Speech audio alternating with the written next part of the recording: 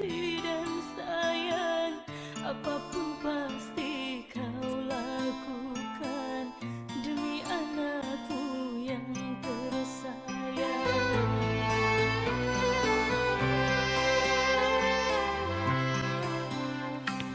Bunda, tak pernah kau berharap budi balasan atas apa yang kau lakukan untuk diriku yang kau sayang.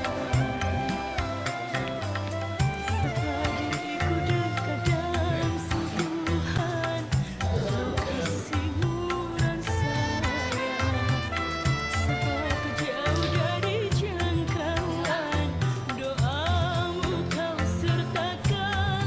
Maafkan diriku Bunda, kadang tak sengaja ku membuat relung hatimu terluka.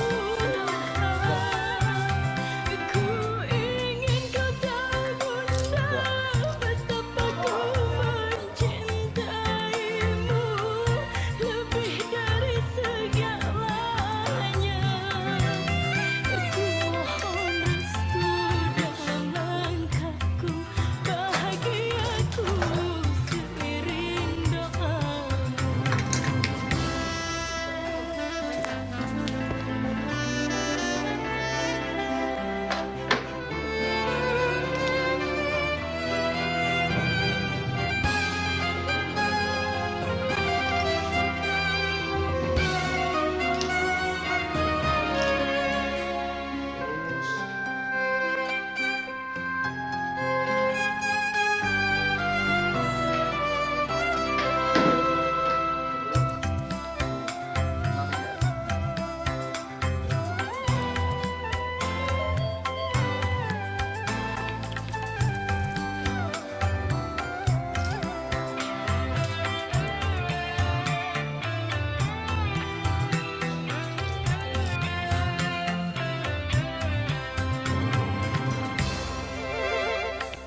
Bunda, tak pernah kau berharap budi balasan atas apa yang kau lakukan untuk diriku yang kau sayang. Sapa diriku dekat dalam sentuhan penuh kasih-Mu dan sayang. Sapa ku jauh dari jangkauan, doamu kau sertakan. Maafkan diriku Bunda, kadang tak sengaja ku membuat relung hatimu terluka. Ku ingin kau tahu Bunda, betapa ku mencintaimu lebih dari segalanya. Ku mohon restu dalam langkahku, bahagiaku seiring doamu. Bunda, Engkaulah muara kasih dan sayang, apapun pasti kau lakukan untuk diriku yang kau sayang.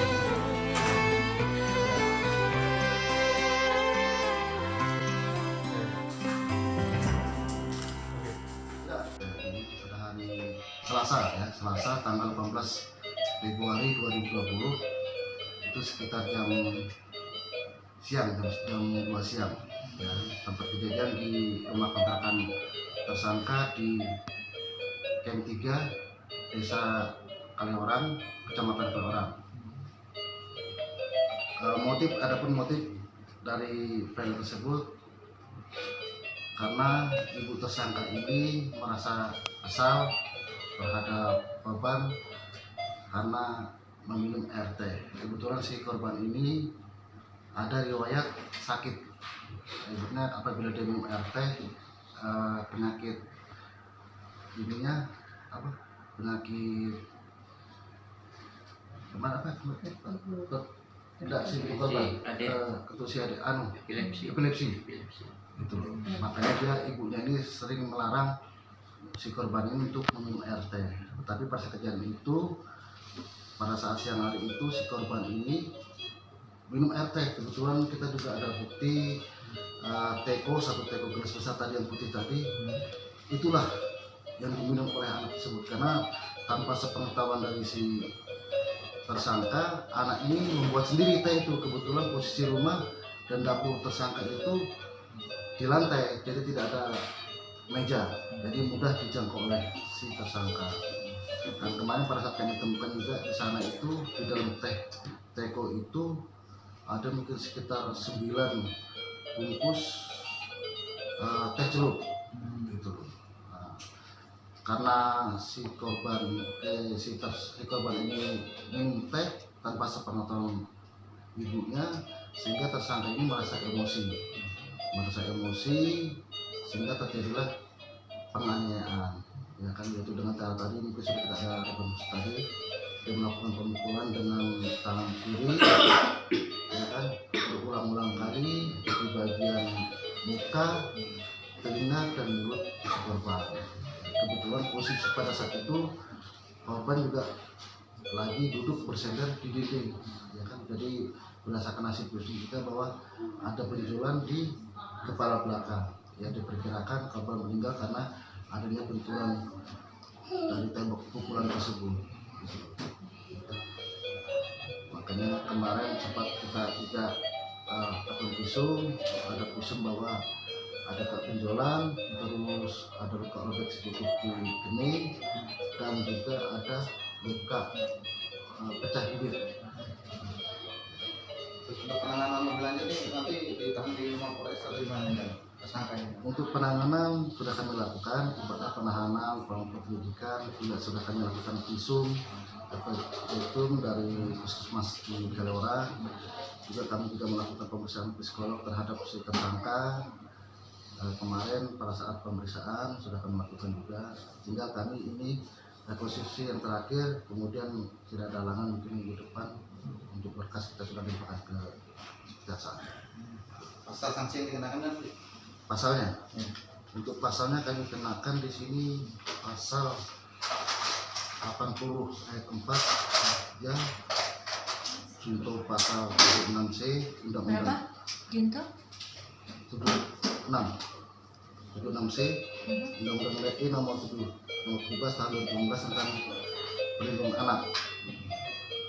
Juga kami juga kenakan juga pasal 44 ayat 3 Undang-Undang nomor 23 tahun 2004 tentang kekerasan dalam rumah tangga yang mengakibatkan orang meninggal dunia. Untuk korban usia berapa?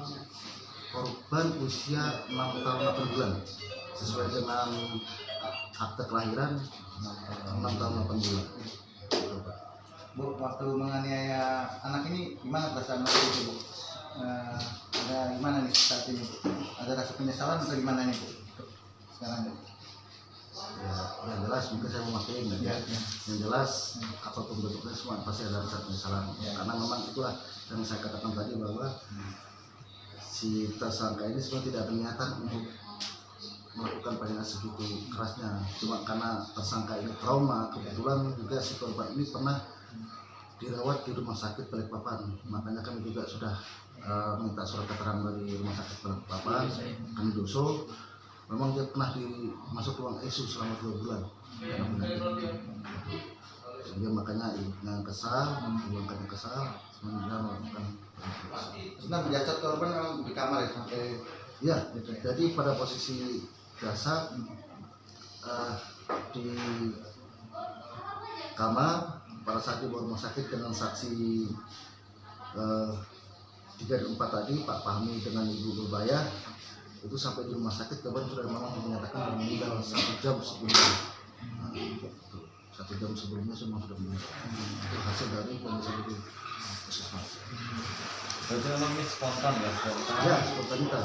Karena merasa Tidak mengganda latar belakang ada masalah keluarga sebelumnya. ada. Jadi saya juga melakukan pemeriksaan terhadap keluarga korban, termasuk suami, dan saudara-saudaranya di Balikpapan bahwa memang tidak ada masalah apa-apa. Ya kan, kalau masalah ekonomi ya kebetulan Anda mungkin ibu ini juga kebetulan di situ juga ibu ini sering catering makan di luar gitu loh. Jadi ibaratnya kalau masalah ekonomi mungkin saya rasa tidak, karena tetangga di sebelah pun ibaratnya ada memang khusus tukang catering Pak ya gitu. Ya, jadi tidak ada masalah sebenarnya.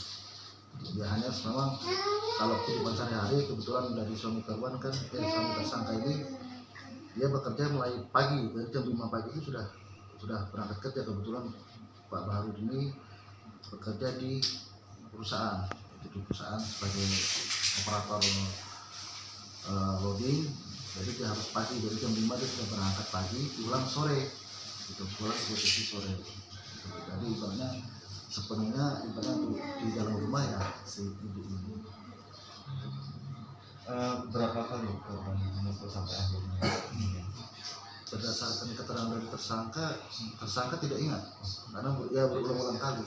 Yang hanya ingat hanya pada saat dia memukul terakhir di bagian mulut sebanyak 3 kali dengan cara di kepala itu.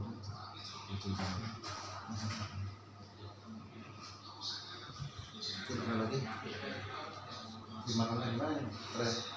untuk korban malam itu setelah dengan meninggalnya dari orang tua kandung, kebetulan itu termasuk masih adik dari suami korban, jadi itu ponakan lah jatuhnya, ponakan. Dari pihak suami menghubungi orang tua kandungnya dan orang tua kandungnya meminta bahwa anaknya segera dibawa ke Balikpapan untuk dikuburkan di